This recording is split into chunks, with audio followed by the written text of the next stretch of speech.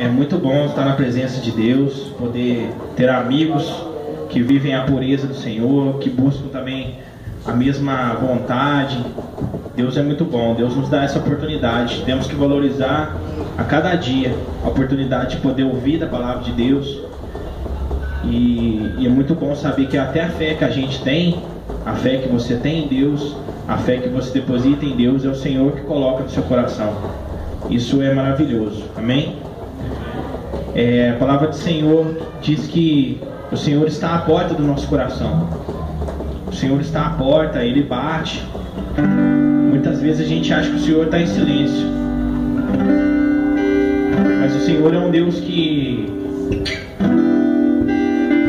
está à porta do nosso coração e bate. Se você deixar Ele entrar, Ele vai fazer morada, Ele vai te ensinar os caminhos que você deve andar, Ele vai te dar as respostas que você tem que ter, amém? Só que você tem que querer o nome dele. Esse refrão dessa música diz que assim, ó: Senhor, te quero ouvir tua voz.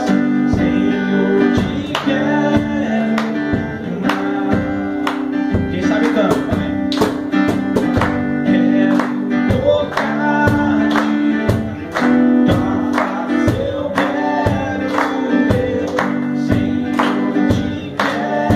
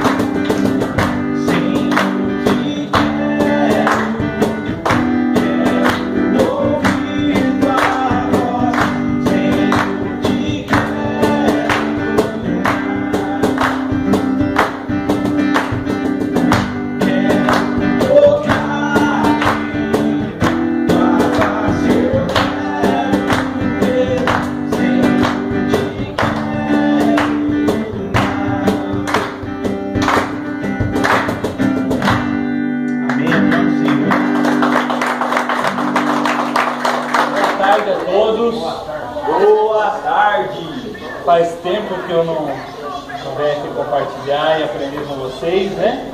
Mas fui encarregado nessa tarde. E pelo que o Guilherme me passou, vocês estão de modo panorâmico, né? De modo sequencial, estudando os livros da Bíblia. E pela informação que chegou até mim, ele falou com vocês na semana passada de números. Foi isso? Foi, né? Os poucos estão lembrando aí. Ele falou de números. Então hoje nós vamos continuar falando de números, né? E falar de números não é tão difícil, né? Exatamente. 1, 2, tem pessoas que sabem até inglês. Eu não sei se o Guilherme trouxe isso para vocês, mas me parece muito estranho ou inusitado ter um livro na Bíblia, né? É importante falar que Números nós vamos falar aqui, é um livro na Bíblia. E pelo menos eu fiquei muito curioso quando me deparei com a Bíblia há algum tempo atrás, e ter um livro chamado Números, né? Será que vamos falar de numerologia aqui, e esse livro vai tratar disso? Mas não tem muito a ver, inicialmente, o nome Números nos livros da Bíblia. Para quem não sabe, os 5 primeiros livros da Bíblia, ou melhor, o Antigo Testamento, praticamente todo ele foi escrito num idioma, numa língua chamada hebraico. É uma língua muito complicada, eu devia ter trago até minha Bíblia, ganhei um Pentateuco do pastor Isaías em hebraico, acho que eu mostrei para alguns aqui. Mostrei para algumas pessoas, né, da igreja. E essa língua hebraica, quando eles iam dar nome para um livro, eles eram bem simples e bem tranquilos quanto a isso. Eles olhavam o livro, beleza, Gênesis. Começa com que palavra? Como que começa Gênesis? No princípio. No hebraico, começava com essa palavra, foi traduzido no princípio. Então, o livro de Gênesis no hebraico chamava no princípio. Era o nome, não existia o nome Gênesis, era no princípio. O livro de Êxodo, por exemplo, ele começava com uma palavra, começava falando, esses são os nomes. E o livro de Êxodo, no hebraico, se chama Nomes. O livro de Levítico, que vem depois do livro de Êxodo, começa falando, e ele chamou, né, falando de Deus. E o livro se chama em hebraico, ele chamou, o livro de Levítico. O livro de Números, no hebraico, começa no deserto. Então o livro de Números, no hebraico, se chama no deserto. Assim como o último livro do Pentateuco, né, os 5 primeiros livros, Deuteronômio, ele começa no hebraico com palavras. E no hebraico se chama palavras.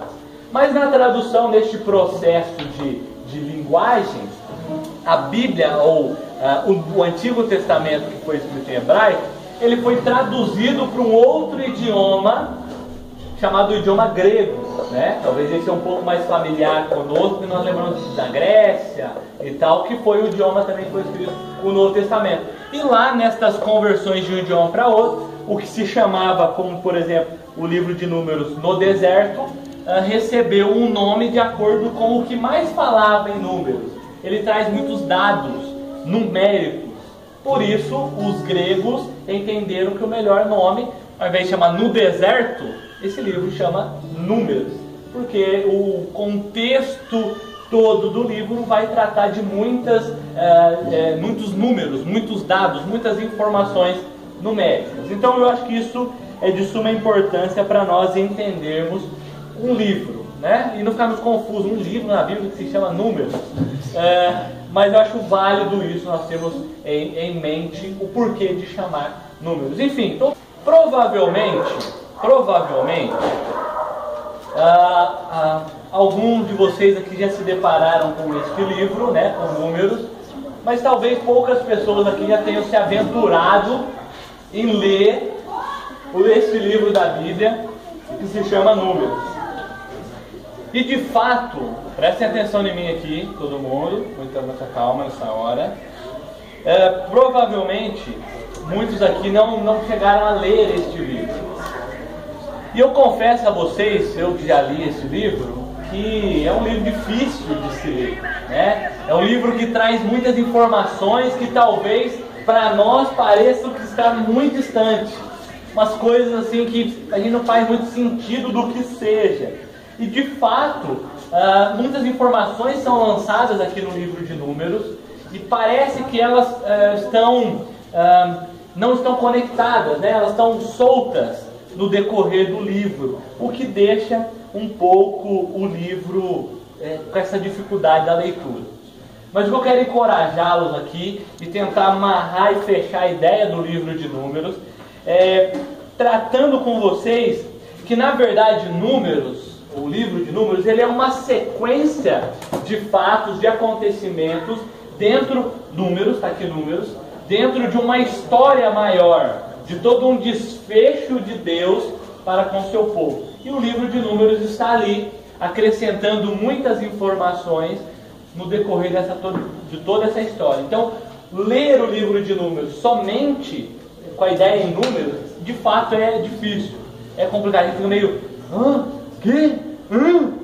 Mas quando você entende o todo, Números se encaixa. E o que é esse todo? Esse todo é o trabalhar de Deus, libertando o povo, da onde o povo estava aprisionado, que vocês viram alguns sábados para trás. Antes do deserto, eles estavam no Egito. Lembram do Egito? Quem que estava aprisionando lá o povo de Deus no Egito? Faraó. O Faraó, e Moisés é levantado para libertar esse povo. E o livro de Números conta este momento desse episódio no deserto. Depois que saiu do Egito, nesse processo de caminhada do deserto, para alcançar o quê? Qual que era o objetivo? Para onde eles estavam indo? Canaã, a terra prometida. Então Números está bem no meio aqui. No percurso. Próximo ali já de Canaã. É isso que o todo da história nos remete. E Deus estava trabalhando, além de tirar o povo do Egito, isso provavelmente foi dito aqui, ele estava agora tirando o Egito do povo. Por quê? Porque eles ficaram muito tempo ali. Aquela cultura os absorveu, que é coisa muito louca. Então Deus estava tratando deles. O que aconteceu é que aquela geração, aquele povo, vocês sabem o que é geração? Às vezes geração, né? Por exemplo, nós somos aqui uma geração, quando morrermos, virá uma nova geração. Ou a geração dos nossos pais, os nossos pais, melhor dizendo, são outra geração. Esse um período de tempo no qual crescem indivíduos naquele período, com aquela mentalidade, com aquela cultura, e isso passa, encerra-se esse ciclo. Então aquela geração, aqueles que saíram do Egito, eles estavam ali caminhando, mas causando muito problema, muita dificuldade, né, em todo esse processo do todo, no qual Deus estava libertando o seu povo das mãos de Faraó, e depois libertando o povo dessa cultura para que eles entrassem em Canaã, a terra prometida.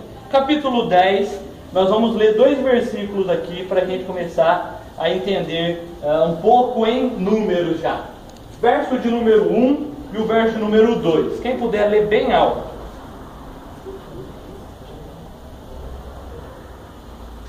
Falou mais o Senhor Moisés dizendo: faze-vos sorvetes de prata, de obra batida, as farás e te serão para a convocação da congregação e para a partida dos arraiais, e para a partida dos arraiais. Muito bom. Aqui Deus está levando Moisés, chamando Moisés ali como um líder, a acordar o povo, dar um chacoalhão no povo, que esse povo levante e ande para alcançar e para conquistar Canaã. Bom, nós sabemos que do jeito que nós estamos aqui, nessa posição, parados, sentados, como estava o povo, eles não iam conquistar nada. Eles não iam entrar na terra prometida. Então Deus chama Moisés a chamar o povo, a levantar, a sair do comodismo, a conquistar, a caminhar e conquistar a terra prometida. Mas o que acontece? Capítulo de número 11, capítulo da frente, verso 1 e 2 também, quem puder ler.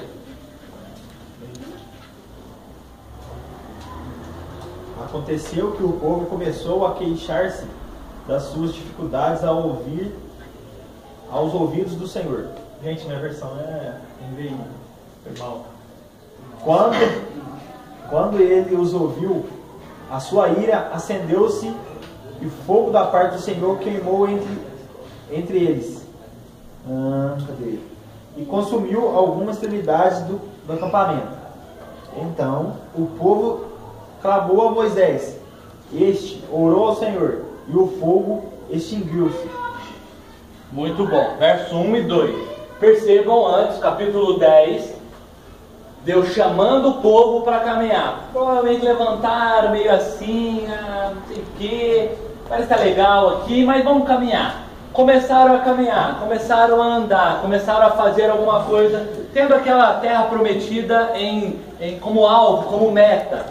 Mas não passou muito. O que o povo fez ali? O texto bem enfático. Começou a reclamar. Reclamar. E me parece muito conosco, né? Eu lendo, estudando sobre números, parece com a gente, né? Porque quando estava lá sofrendo no Egito, clamar a Deus, Deus veio, interveio, libertou o povo, prometeu uma terra, guiando o povo, estando com o povo, e o povo só reclamava, reclamando. E quantas das vezes nós somos assim também, né? Acomodar, paramos, aí chega alguém, vamos caminhar. Reclama, reclama, reclama e reclama. Mas percebam aqui a figura de Moisés, né? O povo reclama, Deus diz, opa, o povo está reclamando, o povo está entendendo? Como é que é desse povo? E depois clamam a Deus por misericórdia, né? E Moisés vai lá e intercede pelo povo, intercede pelas pessoas, para que o povo de Israel entenda que tem um propósito maior, além daquela dificuldade momentânea chamada deserto, né? O que é uma dificuldade. Eu poderia aqui aprofundar outros tópicos que o livro de Números traz, como alguns princípios ali, algumas características do desenvolver de Deus para essa viagem, de algumas rebeliões que aconteceram entre alguns que se voltaram contra Deus. Tudo isso acontece, mas eu já queria pular lá para o capítulo de número 22. Você que está na sua Bíblia, vai lá, 22, ou no celular, capítulo de número 22. E nós vamos ler alguns versos aqui marcantes para a gente. Capítulo 22, a partir do verso 27. Acontece muita coisa entre Deus chamando o povo, entre o povo reclamando, alguns se rebelando contra Deus, mas no capítulo 22 acontece uma coisa muito interessante.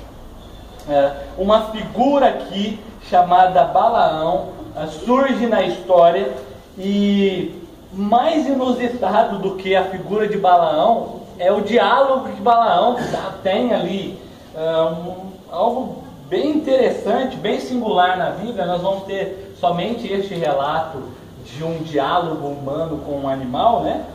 Mas é algo bem interessante para nós lermos dentro do livro de Números, nós não podemos deixar passar batido.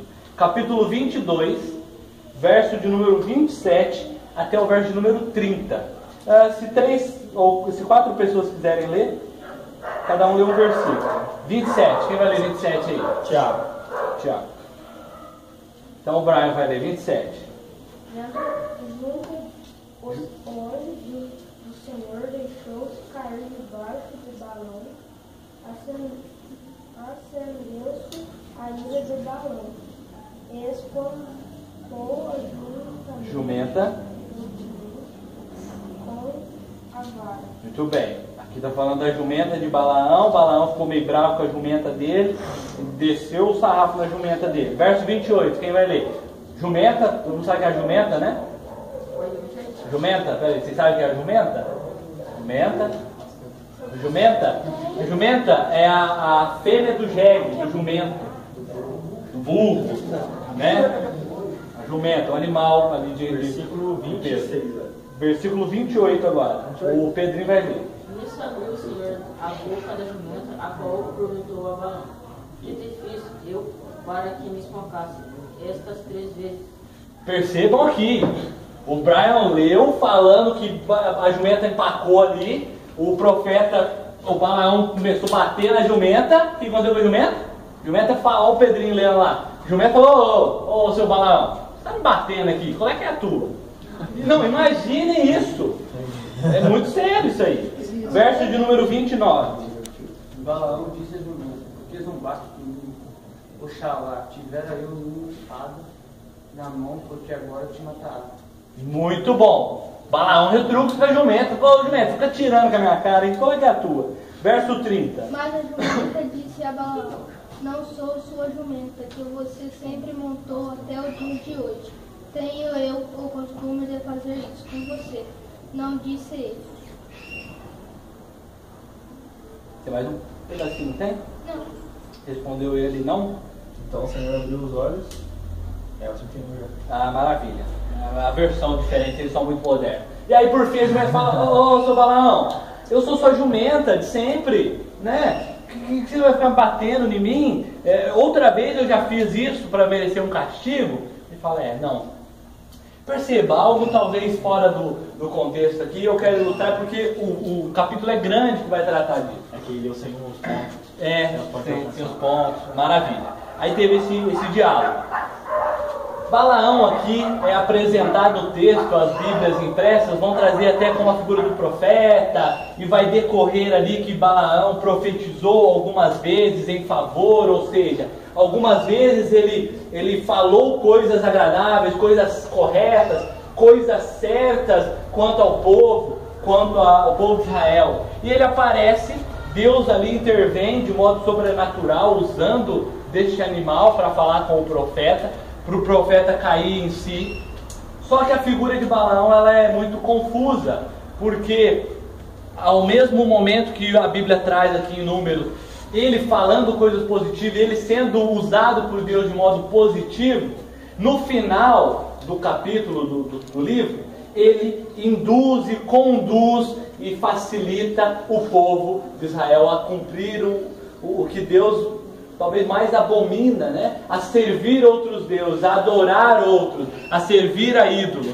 Então a figura do profeta Balaão aqui, ela é aparentemente até bem vista, ela até tem, ela induz, ela conduz, ela traz, porque ela fala coisas agradáveis ao povo, questões que o povo vai gostar de ouvir, mas no final é um grande perigo. Poderíamos ainda aprofundar mais falando dos preparativos ali, depois deste episódio, desta conversa da jumenta com Balaão, dele caindo em si, mas depois voltando atrás e conduzindo o povo de modo errado. Nós poderíamos falar dos preparativos ali para invadir, né, para tomar a terra. Nós poderíamos falar aqui de fazendo um censo, né, uma contagem do povo, para ver se tinha povo que poderia combater ali. Moisés ali está capengando, né? Houve rumores de uma nomeação, quem seria o sucessor de Moisés. Poderia falar sobre umas regras que tem aqui no livro, sobre votos, no capítulo 30, capítulo 31, sobre as questões... Como, né? Talvez os... Alguém falou... Pô,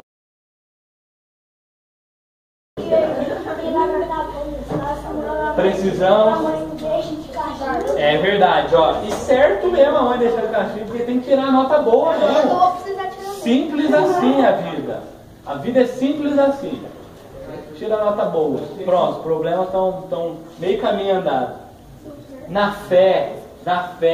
Às vezes fala sobre Bíblia aqui, presta atenção em mim, presta atenção, já estou terminando.